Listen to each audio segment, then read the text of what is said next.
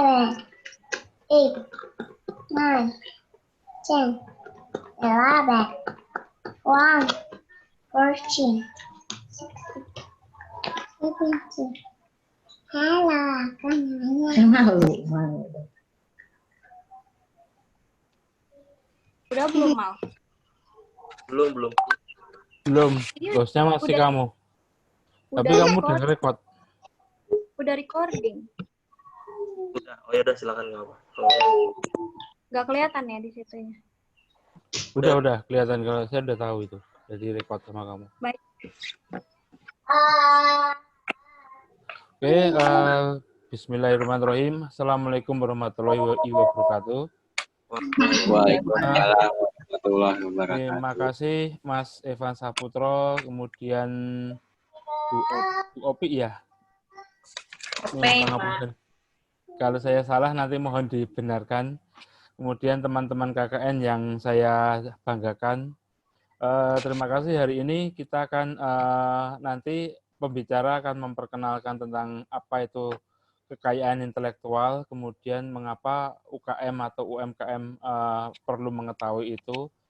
Kemudian dari sini nanti ada beberapa pertanyaan dan mungkin sudah direkam sama tim KKN supaya nanti dari hasil video conference ini bisa dikasihkan sama UKM setempat. Oke, kita mulai acara ini dengan membaca Bismillah terlebih dahulu. Bismillahirrahmanirrahim. Silahkan saya kembalikan ke Mbak Anissa kembali.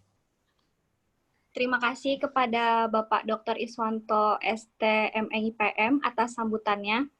Selanjutnya yaitu sambutan yang akan disampaikan oleh Ketua Kelompok, Saudara Kemal Akbar. Kepadanya dipersilakan. Assalamualaikum warahmatullahi wabarakatuh. Selamat malam untuk Bu OP, Mas Evan, dan teman-teman yang lain. Alhamdulillah malam ini kita masih diberikan kesehatan sehingga bisa berkumpul dalam acara pengedukasian tentang hak kekayaan intelektual bagi UMKM dan UKM.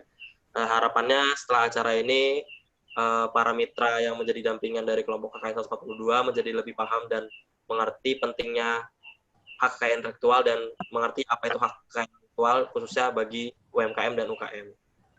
Mungkin itu aja. Terima kasih. Assalamualaikum warahmatullahi wabarakatuh. Saya kembalikan ke host. Waalaikumsalam warahmatullahi wabarakatuh. Terima kasih kepada Saudara Kemal atas sambutannya.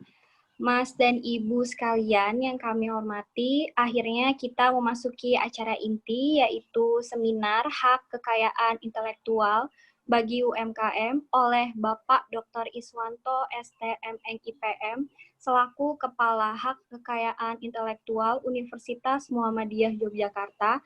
Kepada beliau dipersilahkan. Oke, terima kasih. Saya izin share file ya. Oke, Pak.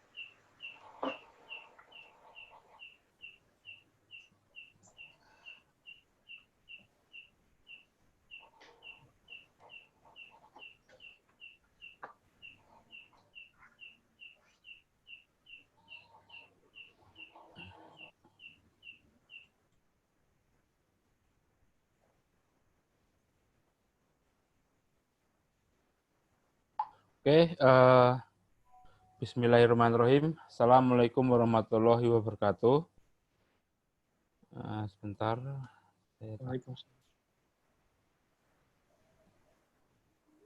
Oke, saya ulangi lagi sebentar.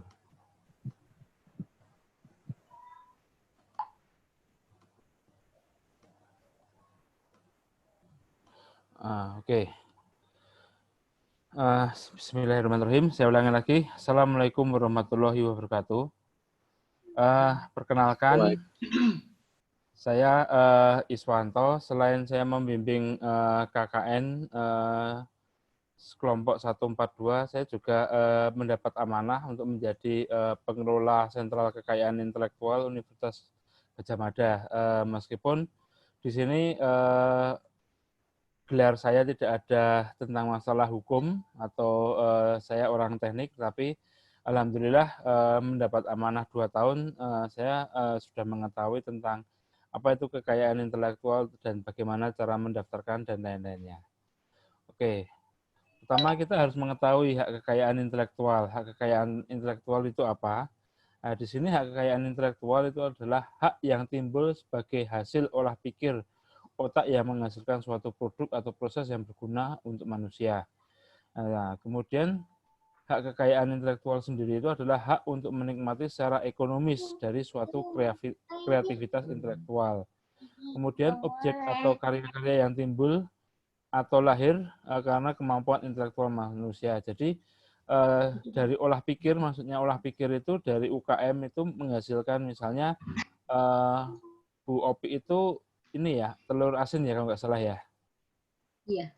Nah, dari telur asin kan itu merupakan olah pikir dari Bu Opi. Jadi telur asin yang enak itu bagaimana, telur asin yang istilahnya apa namanya tidak busuk atau istilahnya yang bumbunya sangat mantap sekali itu bagaimana, itu kan merupakan hasil olah pikir dari Bu Opi sendiri atau Mas Evan. Mas Evan itu apa ya, saya agak lupa, maaf. Susu almond. Sama susu almond, Pak. Susu almond. Nah, susu almond itu kan harus diolah dengan suatu pengolahan yang khusus. Kalau tidak diolah secara yang khusus, mungkin susu almondnya agak-agak apa namanya, rasanya tidak sesuai dengan keinginan yang kita inginkan gitu. Jadi hak kekayaan intelektual seperti yang Mas Evan itu lakukan, kemudian Bu Opi lakukan itu harus kita lindungi. Nah, kemudian setelah kita lindungi itu nanti kita bisa menikmati secara ekonomis. Misalnya ada beberapa kasus itu untuk hak kekayaan intelektual itu misalnya saya mencuri resepnya Bu Opi itu. Nah, kemudian dari resepnya Bu Opi itu yang saya curi, Bu Opi itu bisa menuntut saya. Dari menuntut itu kan perlindungan secara ekonomisnya juga ada. Kemudian karya-karya yang timbul atau lahir. Jadi nanti Bu Opi juga berkreasi lagi, mungkin telur asinnya mau dibuat manis atau gurih atau gimana. Kemudian siklus pengembangan kekayaan intelektual.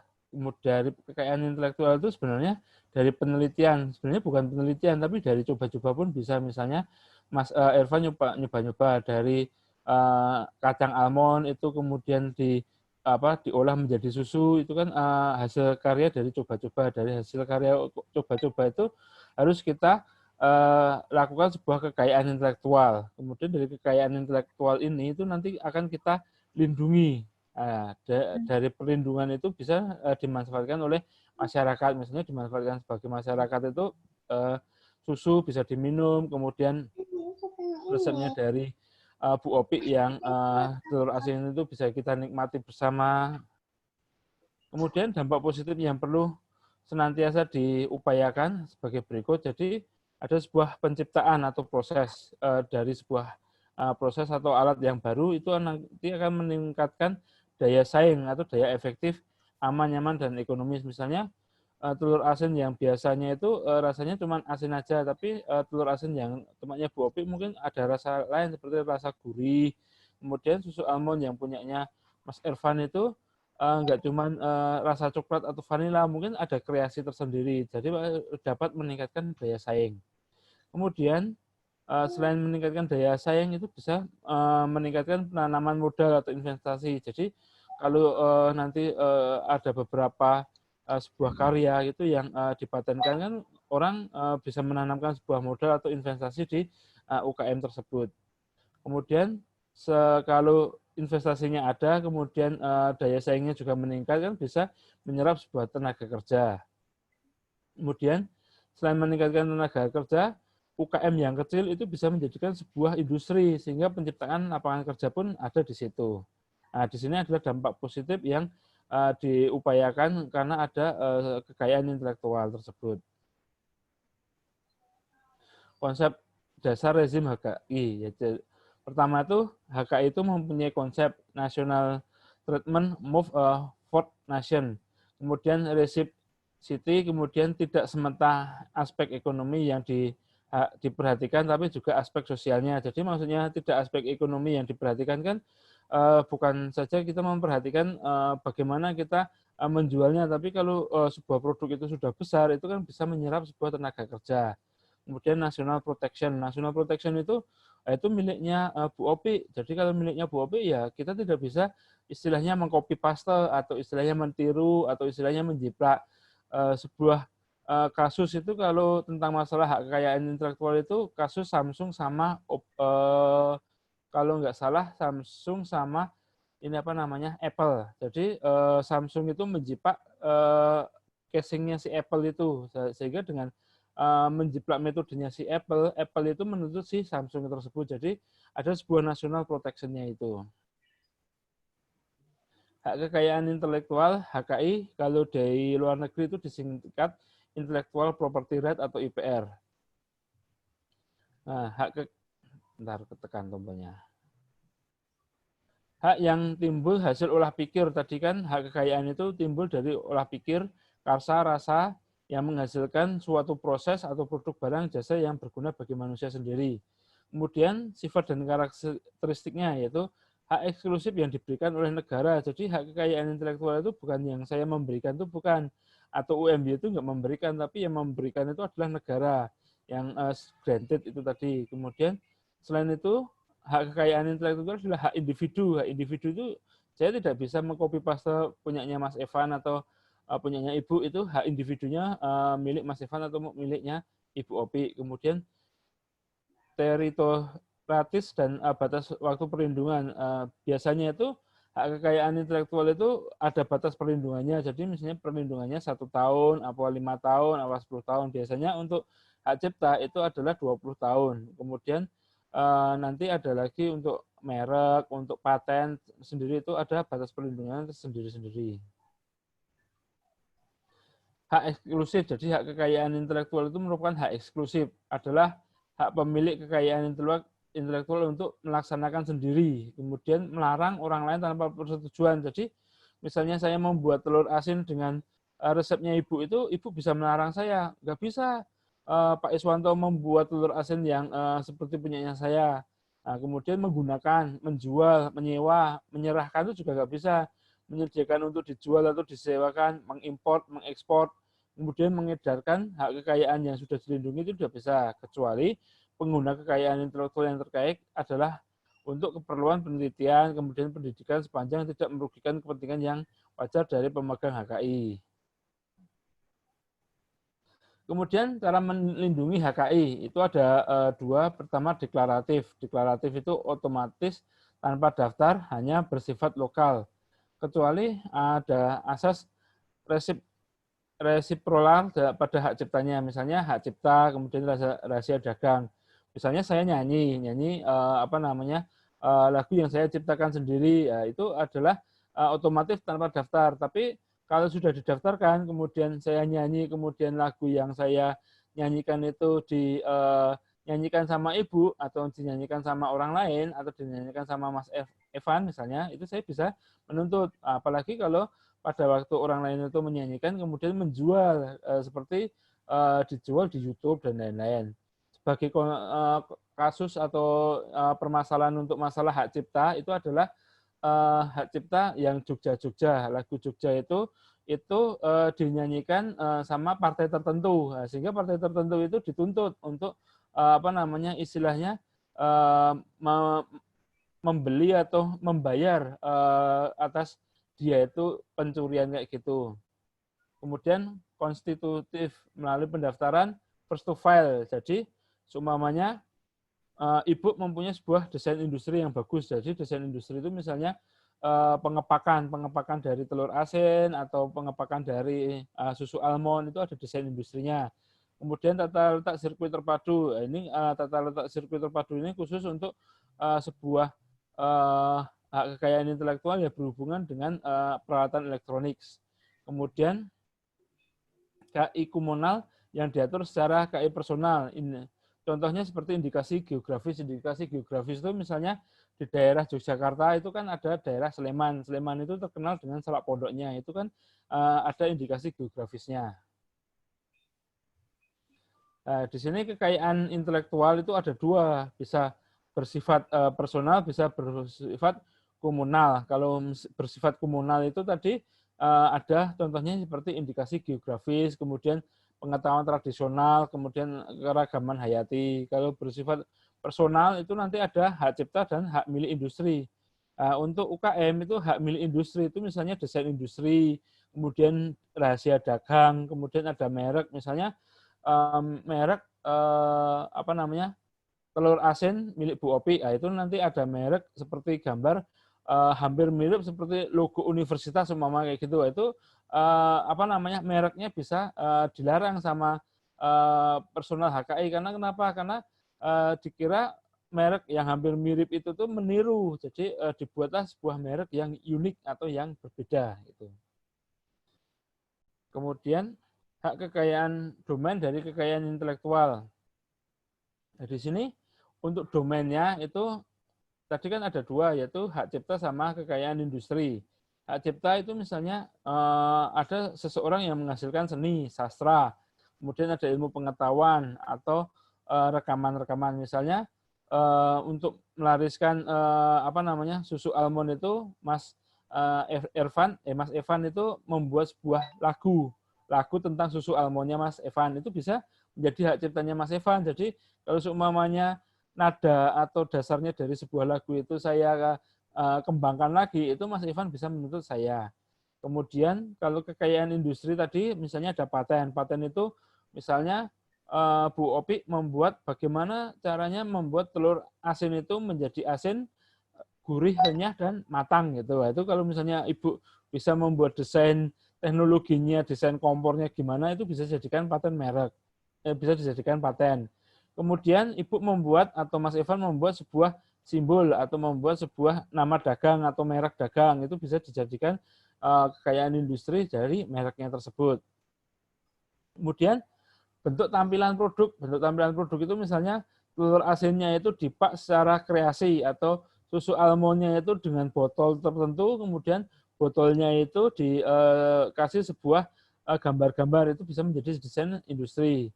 Nah, kemudian rahasia dagang itu misalnya dari resep, dari apa namanya istilahnya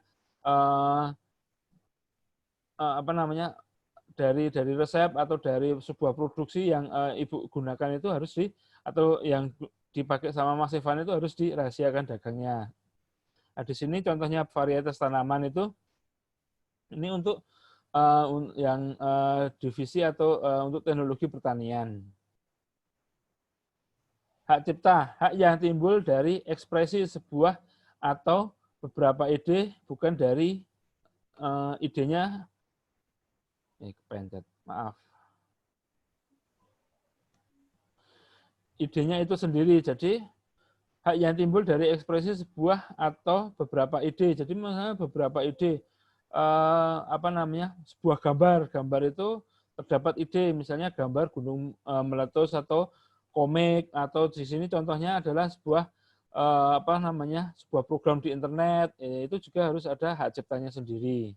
Buku juga harus memiliki hak cipta.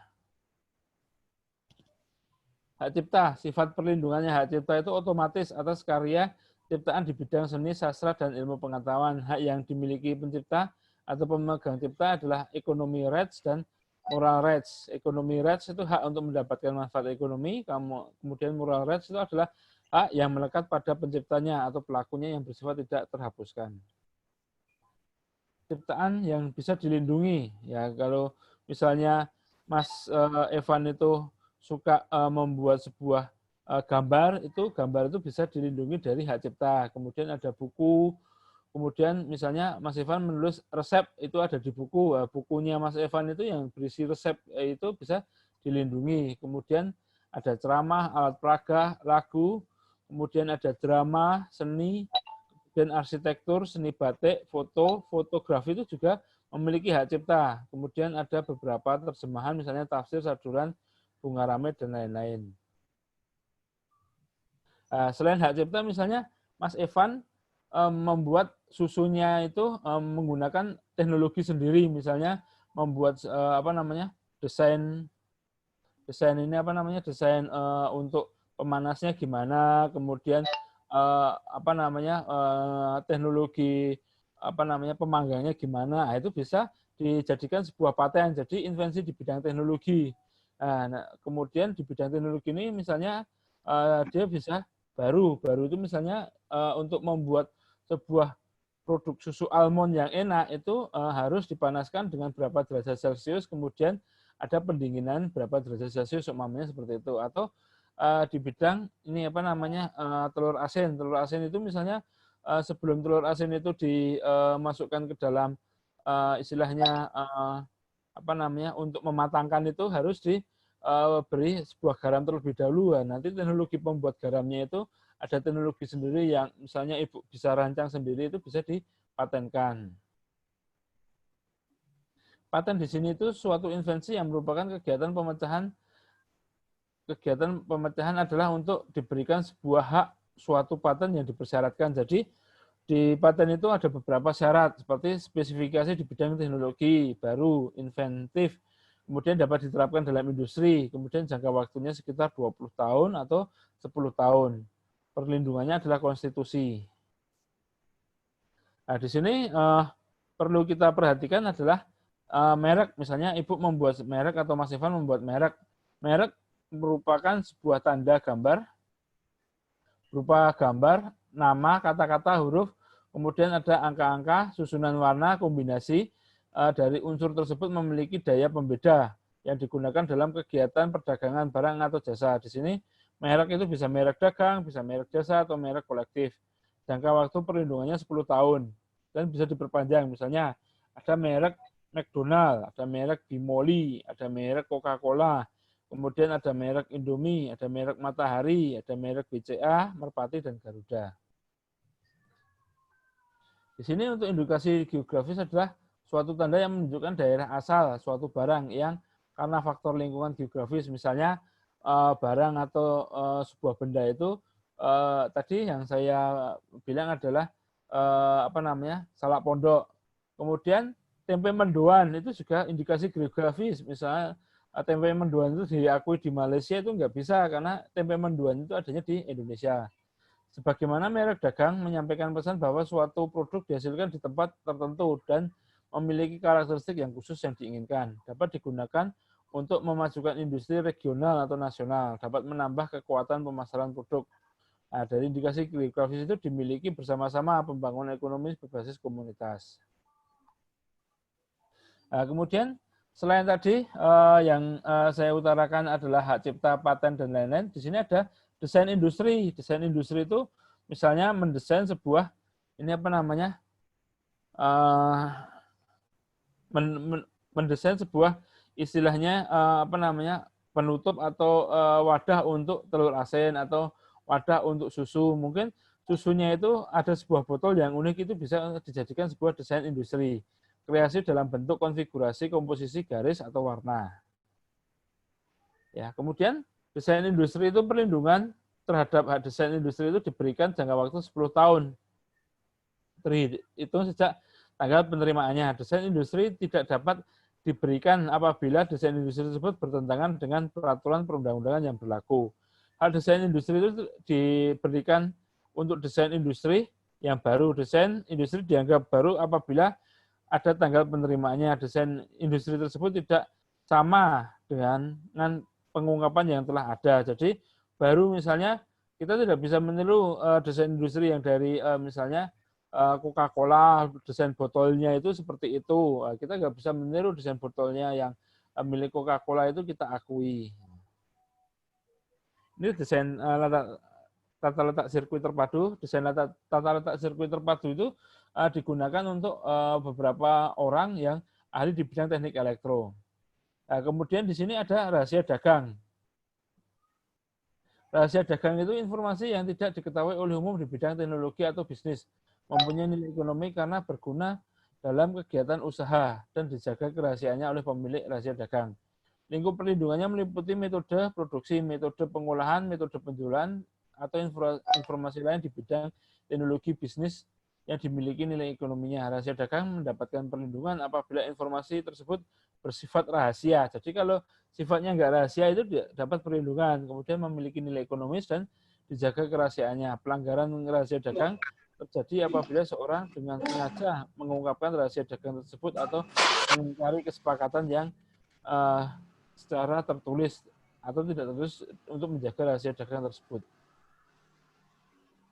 Nah, di sini untuk contoh, misalnya HKI dan produk. Di sini HP itu tuh ada beberapa untuk HKI-nya. Di sini misalnya merek dari Acer. Nah, kemudian bentuknya HP ini itu adalah desain industri. Kemudian teknologinya di sini adalah paten. Kemudian rangkaiannya ini adalah tata letak sirkuit terpadu. Kemudian software-nya itu memiliki perlindungan yaitu hak cipta. Nah, kemudian latar belakang perlindungan antara lain menghargai karya intelektual orang lain, HKI mempunyai nilai ekonomis, kemudian meningkatkan gairah para pencipta atau inventor, menyertakan perekonomian bangsa, menumbuhkan investasi, kemudian menjadi sanksi ekonomi internasional. Pengaruh globalisasi itu mendorong perubahan dan pengembangan perilaku masyarakat dengan mendukung perkembangan teknologi informasi dan komunikasi. Perkembangan ekonomi akibat globalisasi mengarah pada perdagangan berbasis ilmu pengetahuan dan komoditi karya-karya intelektual. Aset HKI dan kemajuan suatu bangsa di sini semakin maju suatu negara, semakin bergantung negara tersebut pada modal intelektualnya karena modal intelektual bersifat renewable dan sustainability. Adanya perubahan paradigma yaitu tahun 62 aset perusahaan Amerika Serikat berupa aset fisik, HKI-nya hanya 38 pada tahun 2000. Dan kemudian aset HKI-nya bisa berubah dari 38 menjadi 68 untuk total aset di Amerika. Kenapa kita perlu HKI? Karena aset perusahaan, pendukung pengembangan perusahaan, mencegah persaingan usaha tidak sehat, dan tidak saing, kemudian pemacu inovasi, kreativitas, kemudian membentuk sebuah image. Hal yang perlu dihindari dalam proses produksi dan barang dalam HKI, yaitu melupakan perlindungan hukum dari karya-karya yang dihasilkan. Kemudian tidak adanya perjanjian yang memadai atas pesan karya-karya intelektual dari pihak asing. Kemudian memamerkan atau mempromosikan karya intelektual sebelum pengajuan HKI. Jadi di sini nanti ada beberapa sekilas dari Direktorat Jenderal Hukum dan Kekayaan Intelektual. Di sini untuk yang jadi DJ HKI itu pusatnya ada di Jakarta. Kita bisa mendaftarkan karya kita dari varietas tanaman, hak cipta, rahasia dagang, paten, kemudian sirkuit terpadu, desain industri, dan merek. Di sini adalah undang-undang HKI. Di sini undang-undang mengapa kita harus perlu mematenkan atau membuat kekayaan intelektual. Kemudian di sini ada peraturan dari HKI-nya tersebut. Nah, di sini ada beberapa prosedur pendaftaran desain industri, paten, merek, dan hak cipta.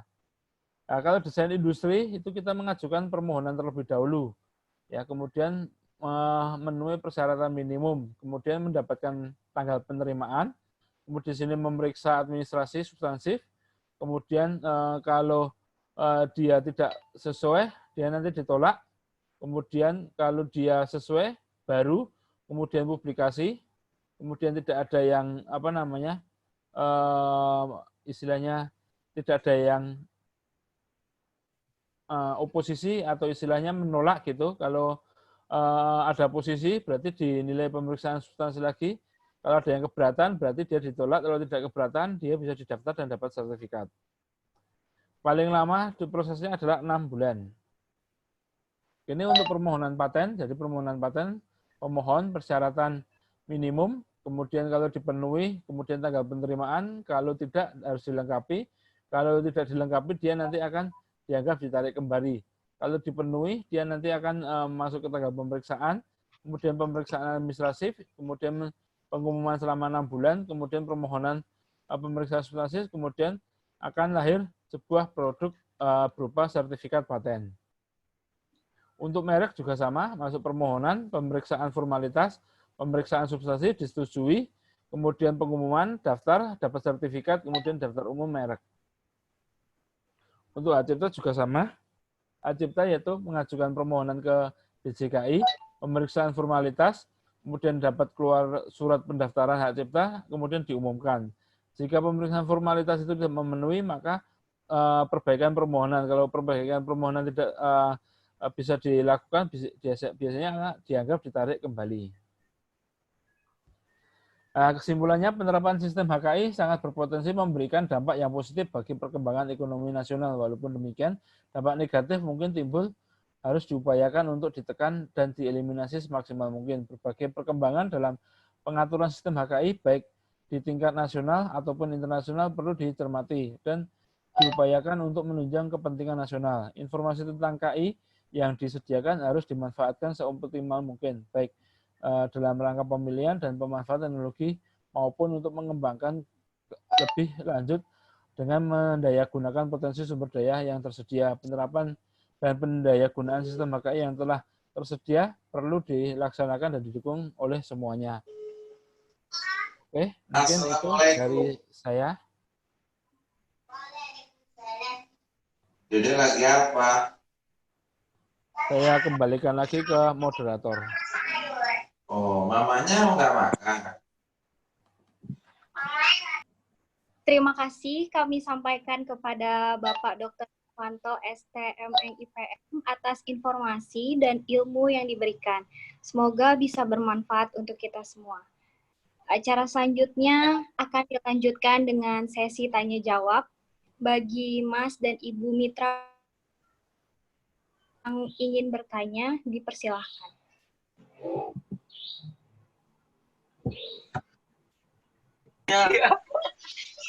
Halo? Halo, tes. Ya, kedengaran Mas Evan. Oke, ini Pak. Ini saya kebetulan lagi ngumpul bareng teman-teman ada TD juga di divisi edukasi dan pengembangan edukasi. Ini ada teman, ada yang mau nanya, boleh Pak? Boleh, silakan.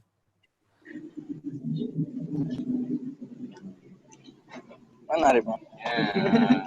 Assalamualaikum. Waalaikumsalam. Alhamdulillah tadi sudah mendengarkan dari materi dari Bapak Irwanto. Dari pertanyaannya, saya sendiri selaku pelaku usaha di bidang perikanan. Iya. Yang sekarang ini sedang membudidayakan ikan cupang. Iya. Ikan hias. Nah,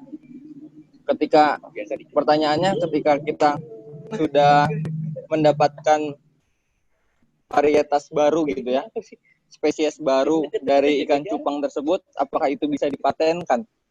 Bisa didaftarkan? Seperti itu, Pak. Oke. Terima kasih.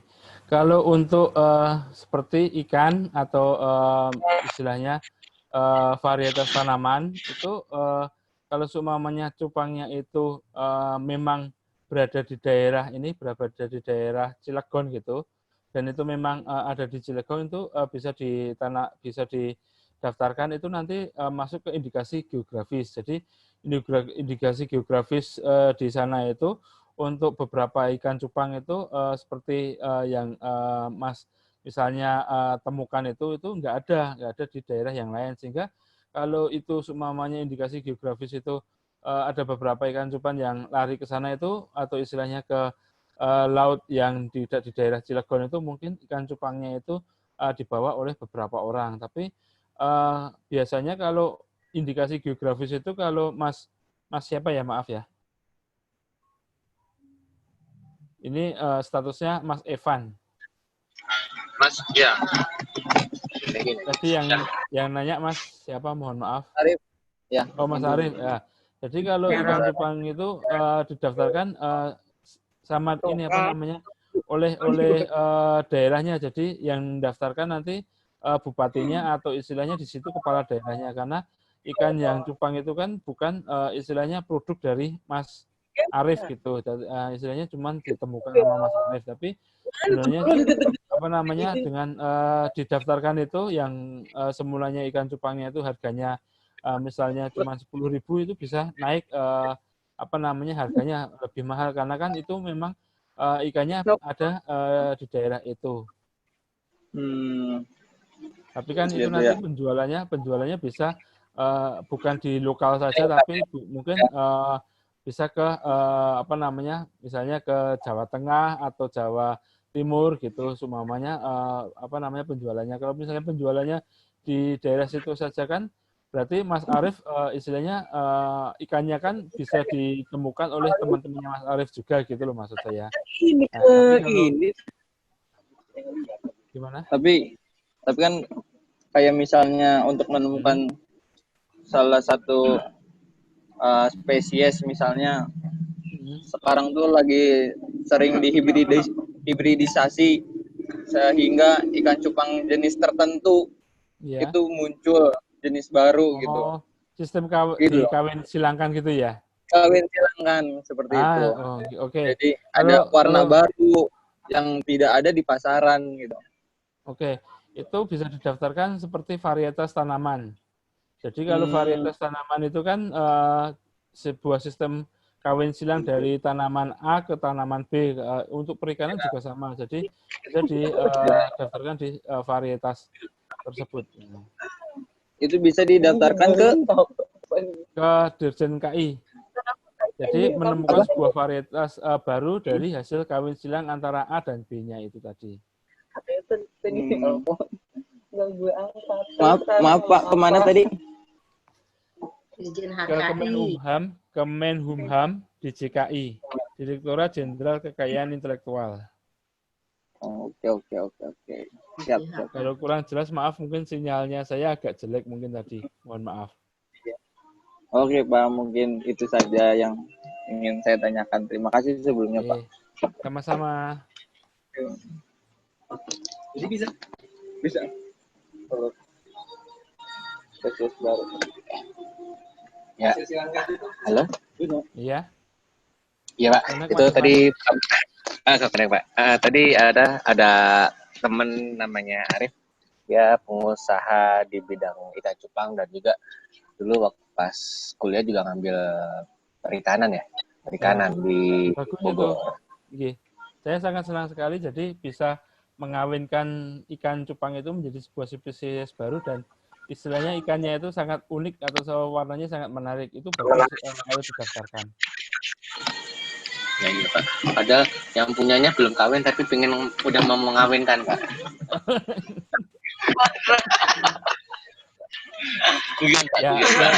Latihan dulu sama ikan cupangnya mengawinkan ikan cupangnya maksudnya. Nggak apa-apa. Jodoh itu nggak akan kemana-mana istilahnya. Ya, siapa tahu dapat jodoh sama mahasiswi KKN di sini juga kan bisa juga ini.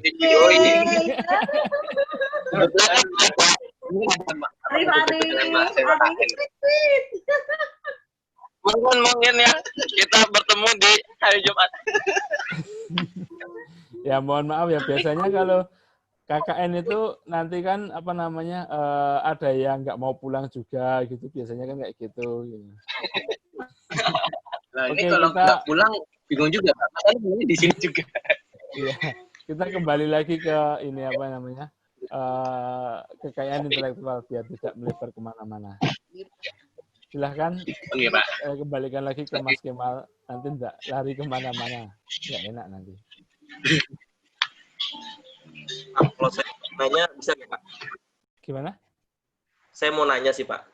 Boleh. Ini tadi kan kalau misalnya untuk kayak pengajuan terkait hak cipta, paten dan segala macamnya kan itu kita lewatnya ke Dirjen Kekayaan Intelektual tadi ya dari Kemenkumham ya.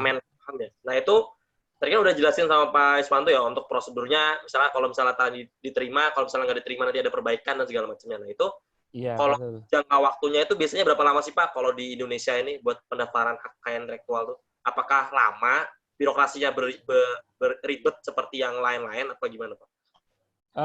Biasa sih Indonesia agak ribet dan lama, tapi meskipun agak ribet dan lama, sekarang sudah ada perbaikan. Kalau dahulu itu memang prosesnya sangat istilahnya Jawanya itu jelai itu terlalu lama sekali, tapi sekarang juga karena ada apa namanya istilahnya sistem-sistem yang sudah bagus ya, prosesnya lumayan agak cepat. Jadi untuk pendaftaran sampai ke nomor pendaftaran tuh bisa sampai 3 bulanan, kemudian sampai total keluar tadi kan untuk merek dan lain-lain kan ada beberapa ini apa namanya istilahnya waktu yang tertentu. Tadi kan kalau nggak salah merek 6 bulan, kemudian paten itu ada yang 3 tahun, ada yang 2 tahun, kemudian kan tergantung dari jenisnya apa namanya yang mau didaftarkan itu. Oke. Terus ini Pak, misal saya daftar nih Pak. Nah, Ya. itu tuh nanti ketika nanti prosesnya tuh ada pihak dari Dirjen HKI-nya yang datang ke kita untuk nge-review, oh ini ternyata barangnya ini emang benar-benar baru nih dan bukan dari jiplakan dan sebagainya macamnya apa, nanti gimana Pak prosedurnya? Misal saya ngajuin paten nama atau produk lah istilahnya. Nah, itu berarti nanti dari orang-orang HKI-nya itu berarti datang ke kita buat nge-review, oh ternyata si barangnya ini emang beneran bisa dipatenkan dan segala macamnya apa gimana Pak? Oke, misalnya Mas Kemal ngajukan merek dagang gitu ya, merek dagang. Merek dagang itu kan Mas Kemal nanti istilahnya print screen atau foto merek tersebut. Misalnya sebagai contoh lebih enak misalnya merek dagang Kemal Akbar tapi disambung tulisannya, seumpamanya seperti itu. Nah, itu dari atau Kemal Akbar, maaf Kemalnya ada di atas, Akbarnya ada di bawah kan juga bisa seperti itu. Seumpamanya itu tulisan itu yang nanti yang dikirimkan ke DJKI atau dikirimkan ke Jakarta. Dari apa namanya foto atau tulisan itu nanti di sana akan ditelusuri. Pertama telusuri lewat internet. Ya, telusuri lewat internet itu yang tulisannya Kemal Akbar itu ada nggak yang mirip seperti itu. Nah, seumpamanya Mas Kemal nggak membuat produk tapi namanya misalnya Coca-Cola seumpamanya gitu atau Cola gitu ya. Nah, pada waktu Mas Kemal menulis Cola itu tuh di sana langsung ditelusuri, loh Cola itu sudah ada, itu dari merek luar seumpamanya seperti itu. Nah, kemudian Mas Kemal ini mau diubah Colanya itu menjadi Cola apa gitu, tambah apa atau mau dikasih motif yang lain gitu. Nah, kemudian kalau Mas Kemal mau mengubah dan istilahnya bisa mengubah dengan tipe yang lain, itu nanti diajukan lagi perbaikan. Kalau di sana disetujui nanti akan di ACC untuk diberikan sertifikat. Tapi kalau semuanya sana juga tetap nggak setuju, ini namanya sudah ada ganti yang lain, berarti kan dia istilahnya ditolak. Dari ditolak itu kan nanti Mas Kemal ngajukan lagi dengan nama yang berbeda lagi gitu. Oke. Jadi diusahakan untuk mengajukan itu tuh di searching di internet dulu atau dicari di internet. Ya. Jangan sampai namanya itu tuh sama dengan nama yang lain. Contoh kasus itu adalah Sarimi Sedap. Sarimi Sedap dulu ada, Mie Sedap dulu juga ada, ya kan? Mie Sedap itu sudah didaftarkan paten, Sarimi Sedap itu belum didaftarkan paten. Akhirnya Sarimi Sedap itu sudah tidak ada di pasaran sekarang ini. Contohnya seperti itu. Meskipun sama-sama sedapnya ya, tapi beda Sarimi sama mie itu kan beda. Tapi dia menggunakan kata sedap. Dengan kata sedap itu akhirnya merek dagangnya itu dibatalkan untuk yang Sarimi Sedap itu. Oke. Sama ini Pak, mungkin terakhir. Kalau saya sering dengar tuh kalau misalnya tentang hak kekayaan intelektual tuh lebih, nanti kan contohnya semisal kesenian, semisal kita punya musik nih. Ketika musik itu dijiplakan kita punya hak cipta nih. Nah, itu kita kan kalau misalnya dalam penggunaan lagunya itu ada namanya royalti. Nah, kalau untuk produk-produk UMKM nih, semisal contohnya nih. Nah, itu ada royalti juga nggak sih, Pak? Selain royalti kan proses penjualan, Mas. Oh. Royalti kan yang dimaksud dengan royalti kan proses penjualan dari UKM atau UMKM tersebut. Ya kan? Semuanya saya menjiplak susu almondnya Mas Evan, ya. Kemudian saya jual di daerahnya Mas Evan. Ya, kemudian saya dapat untung lebih banyak daripada Mas Evan. Itu kalau punyanya Mas Evan itu sudah didaftarkan hak ciptanya atau sudah didaftarkan kekayaan intelektual, Mas Evan bisa menuntut saya. Nah, nanti saya dituntut itu mau istilahnya dimusnahkan usaha saya atau tetap jalan tapi dengan membayar berapa juta atau berapa triliun atau berapa itu kan ada peraturannya tersendiri di nanti permainan sidangnya itu. Ya. Nah, tapi kalau seumpamanya Anda cuman daftar aja, misalnya Anda nyanyi karya nyanyi Anda bagus tapi hasil karya nyanyi Anda itu tidak dijual seumpamanya ya, cuman istilahnya diperlihatkan di YouTube, tapi nyanyi Anda itu diekspos atau diambil sama orang lain untuk misalnya cuplikan film dokumenter seumpamanya seperti itu. Nah, kemudian film dokumenter kan jadi terkenal. Itu kamu bisa menuntut sama si film itu. Itu adalah hasil karya saya dan ini ada apa namanya hak ciptanya atau sertifikatnya seperti itu. Oke. Nah, itu nanti yang film dokumenter itu nanti akan apa namanya mengganti rugi dengan royalti berapa dari peraturan dari hukumnya tersebut nanti. Oke, Pak. Terima kasih, Pak. Ya, sama-sama. Saya kembalikan ke MC.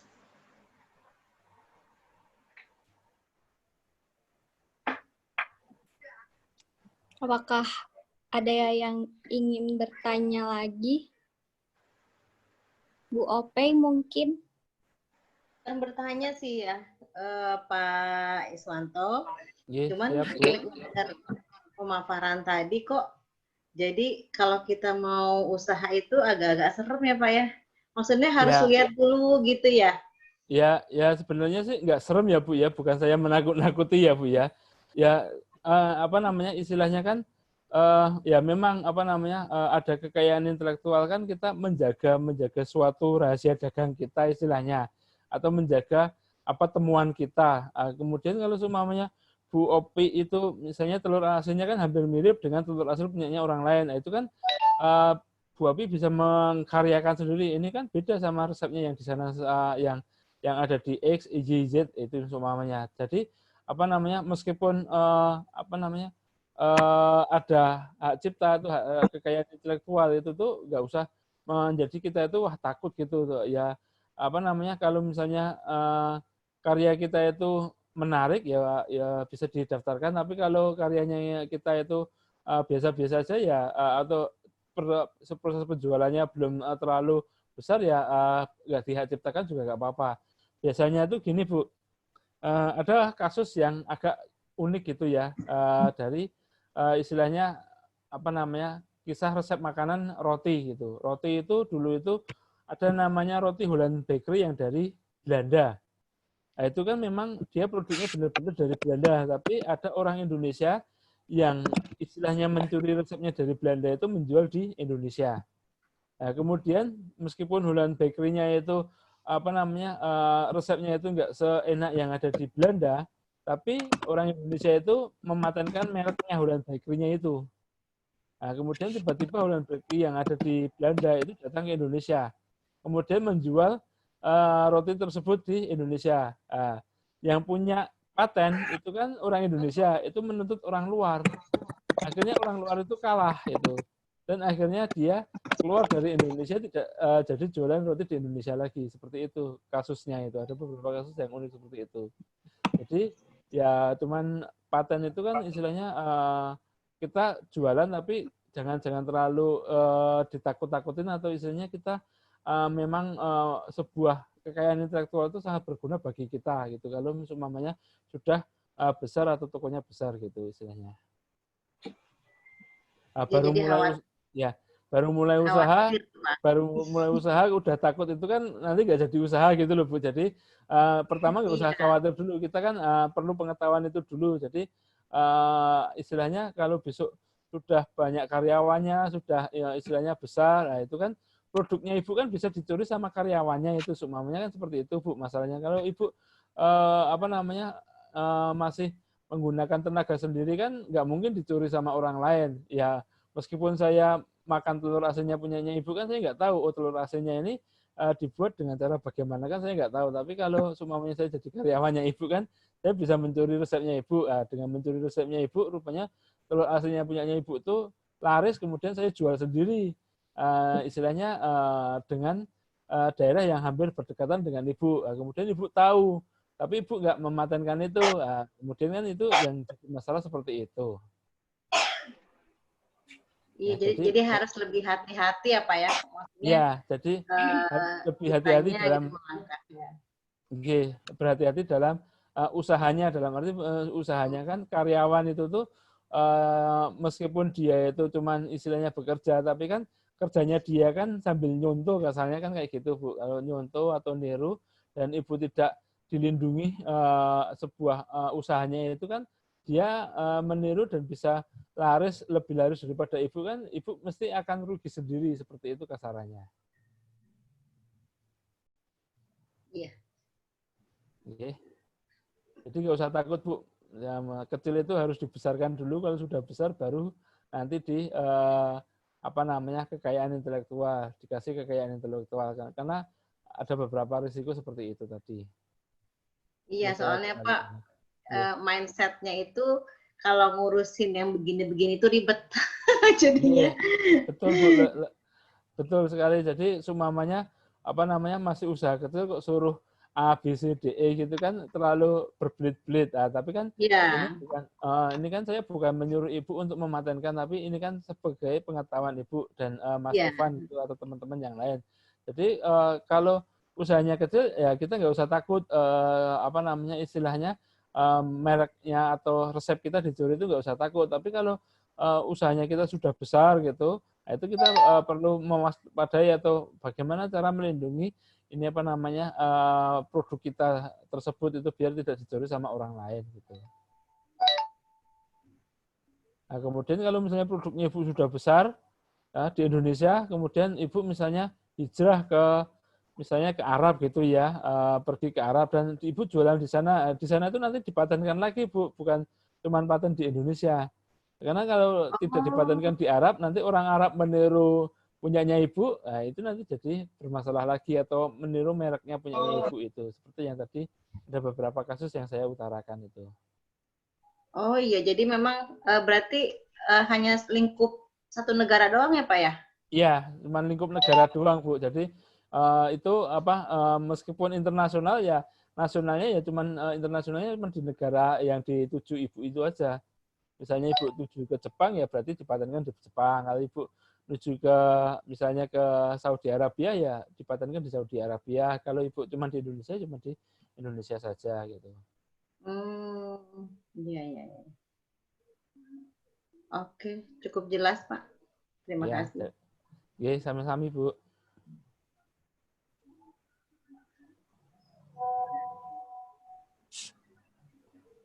Baik, apakah ada lagi yang ingin bertanya? Teman-teman, ada yang mau bertanya lagi? Kalau dari saya sih cukup, Pak. Ya, Oke, baik. Baik, jika tidak ada pertanyaan lagi, kami lanjut ke acara berikutnya, yaitu foto bersama. Untuk itu dimohon kepada semuanya menghidupkan kamera ponsel dan PC-nya masing-masing.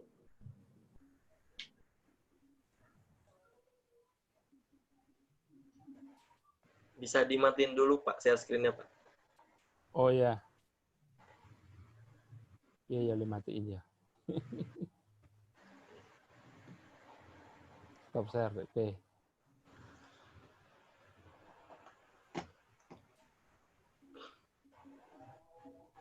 Foto bersama nih ya. Mas Danang sama siapa ini namanya Disa nih, bisa minta tolong dinyalain kameranya. Dokumentasi.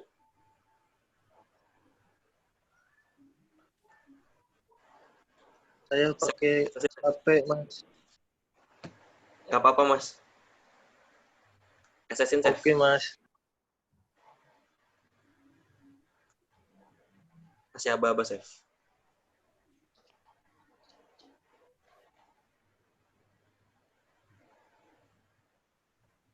Langsung aja ya. 1, 2, 3.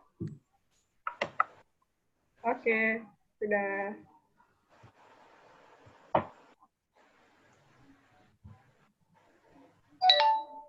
Cukup, Nis. Baiklah, kita sudah sampai di penghujung acara, yaitu penutup. Marilah kita bersama-sama mengucap hamdalah. Alhamdulillah. Kami mengucapkan terima kasih kepada Bapak Dr. Iswanto, STMN IPM, selaku dosen pembimbing lapangan sekaligus pembicara pada seminar kali ini, serta Mas dan Ibu Mitra UMKM yang telah bersedia hadir dalam seminar dan edukasi hak kekayaan intelektual bagi UMKM. Kami juga memohon kesediaan Mas dan Ibu hadirin sekalian untuk memaafkan sekiranya ada kekurangan selama pelaksanaan acara ini. Semoga acara ini bermanfaat untuk kita semua. Amin ya rabbal alamin. Apabila ada salah kata dan kekurangan dari saya selaku pembawa acara, saya mohon maaf yang sebesar-besarnya. Akhir kata, wabillahi taufiq wal hidayah. Wassalamualaikum warahmatullahi wabarakatuh. Waalaikumsalam. Matur nuwun Bu Opi, matur nuwun Mas Ivan. Saya sama-sama. Saya live ya. Ya Pak. Ya, saya live teman-teman. Terima kasih Mas Pak.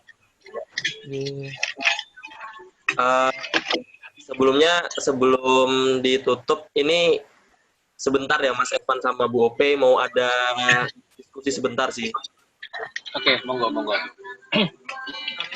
Rencananya tuh nanti di hari Jumat itu kan ada pembelajaran mengenai sosmed, marketplace sama website nih Mas dan Ibu. Nah, tapi website sosial media promosi sosial media dari mereka ada yang jagonya materi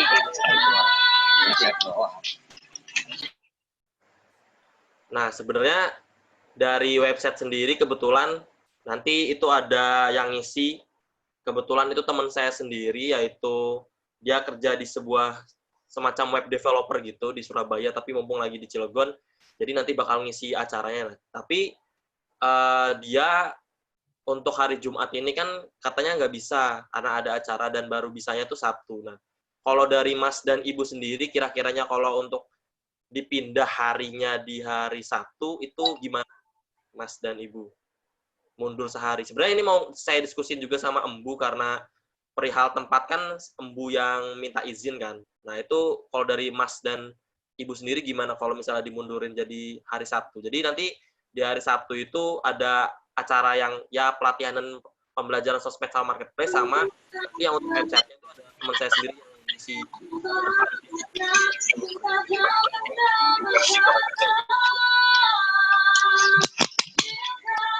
Kalau dari saya sih insya Allah belum ada jadwal.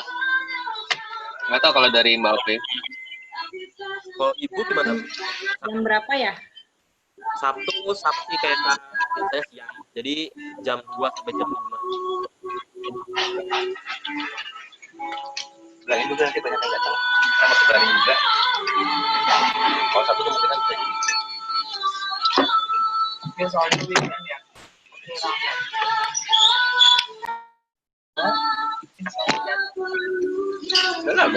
Kalau yang dari teman-teman PDA, jadi boleh ikut ya Mas ya.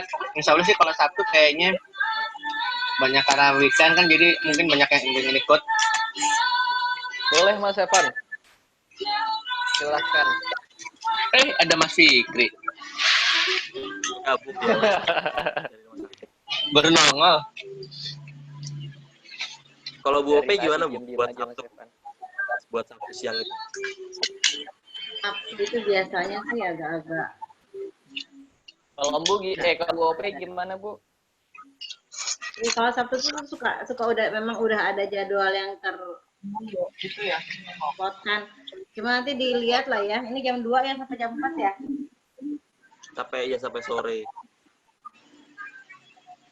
Ya nanti dicek dulu ya. Soalnya biasanya sih kalau Sabtu itu sudah ada isinya.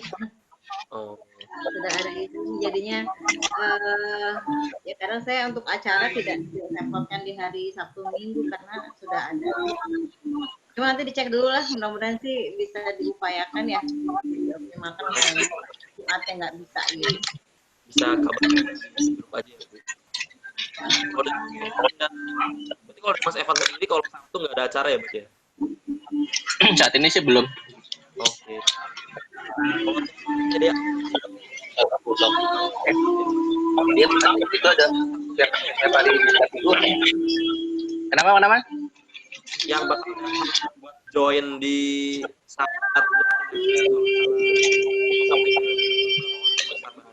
berarti buat di list kayak macam konsumsi dan sebagainya macamnya. Oh, nggak usah repot-repot mas. Waduh, Paling kita kan kayak apa namanya paling cuma 10 paling maksimal sih kalau kita mentok lagi rame-rame ya paling 10 orang ya karena kalau nggak nanti kalau misalkan ngomongin terkait masalah konsumsi ya udah nggak dapat mah ya cepat ya dapat aja mah. Itu lagi pada makan-makan itu tahu nggak tuh Mas Kemal tuh? Gimana itu? Lagi pada makan-makan tuh makanya di Gimana tuh Mas makan-makannya Mas? Mana? Fresh. Jadi nggak enak nih lagi di Kerang Juragan. Tuh jadi pengen makan lagi hujan.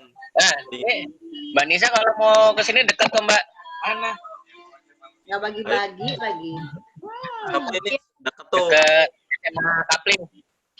Oh, dekat Nanti Semacil. mau ketemu Zahwa juga, Mas. Kangen sama Zahwa.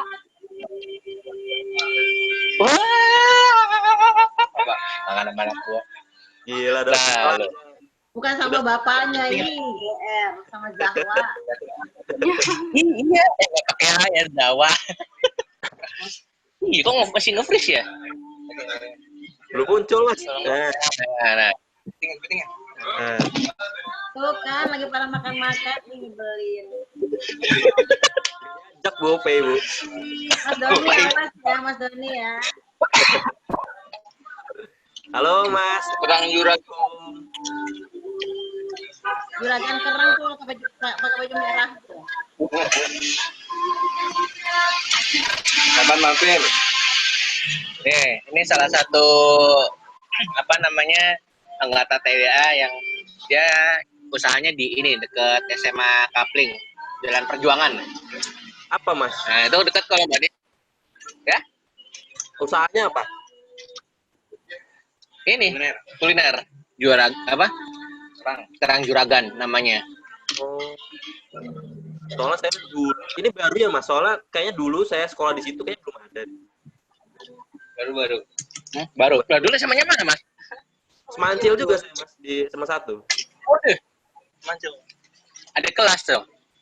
Wih, angkatan berapa Mas? Nggak jauh beda. 2014. Oh, 14. Nah, ini yang tadi Juragan. Iya. Pak Lili. Lulus 2014 Mas, berarti. Lili. Iya. Kenal Rizky gak Mas? Rizky siapa tuh? Rizky Muhammad. Hah? Soalnya saya juga punya kakak itu alumni Semancil juga tahun 2014 lulusannya. Kalau ini 2000 berapa ini? Saya 2017 sama teman-teman yang lain 2017 lulus. Oh 17.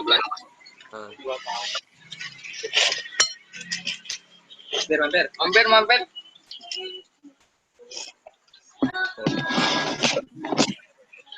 Oke. Ya, mungkin nanti untuk kabar-kabarinnya di grup aja ya Mas, jadi buat harinya nanti ya. Boleh. Grup lagi mungkin. Boleh. Karena udah malam juga dan ada beberapa acara juga mungkin dari Ibu sama Mas. Kita cukup sekian dulu untuk malam ini. Terima kasih atas kehadirannya Mas dan Ibu. Kurang lebih sama-sama. Nanti untuk materinya saya kirimkan di grup UMKM. Terima kasih. Assalamualaikum warahmatullahi wabarakatuh. Waalaikumsalam warahmatullahi wabarakatuh. Bu, izin untuk dulu. Assalamualaikum warahmatullahi wabarakatuh.